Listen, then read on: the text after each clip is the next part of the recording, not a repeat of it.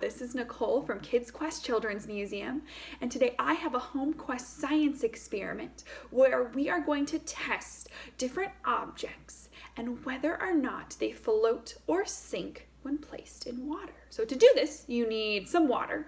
So I have some water in a bin right here, and it's just deep enough so that any object I put in is either going to float or sink. It's not just going to sit. So I have my bin of water right here. Again, you can trust in a separate bin like this. You could try this experiment in the sink, maybe even in the bathtub too. And to do this experiment, I picked some very different objects, small enough to go in my water here, but different in shape and size. Because to see this test, we're going to be looking at exactly what makes something sink or float in water.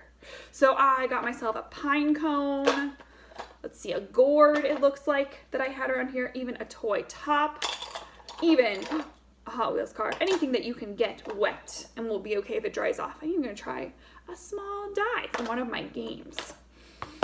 Now, this experiment is a great way to test out our scientific process, because if we just dumped all of these things in the water, then we would see if they sink or float, but we wouldn't really be thinking about why they're sinking or floating. So scientists, what they like to do is they start with a question. So let's say if I'm going to start with my rock here, my question would be, will it sink or will it float?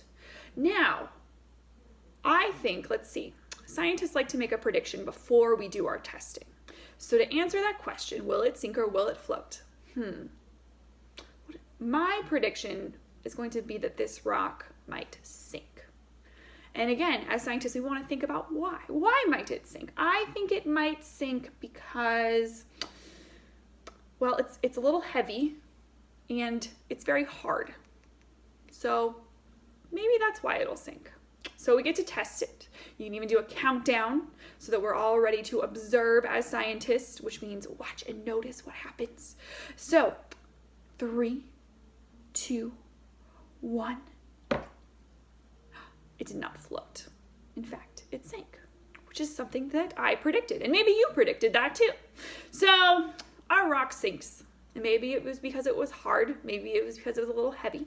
So we can try something else. Let's see. Oh, we've got this pine cone here. The question is, will it sink or will it float? Looking at my pine cone, my prediction is going to be that maybe it's going to float. Now, I'm going to make that prediction because I've seen pine cones float before. That's right. I think when I've been near a lake or near a river, I've seen pine cones that actually float in rivers. So will this pine cone behave the same? I don't know. Let's find out. So 3, 2, 1. It's a little hard to see, but it looks like it is floating because I can bounce it a little bit on top. All right. So we've got something that can sink, something that can float. Fantastic. Now, let's see, what else can I test? What about our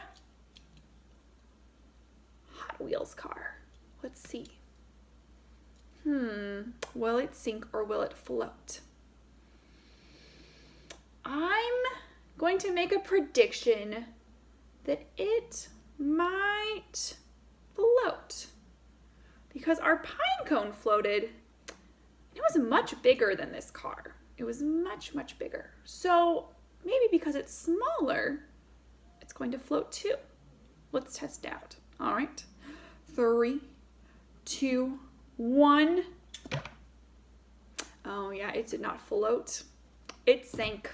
So my prediction was wrong. So even though it was smaller than my pine cone, it still sank to the bottom.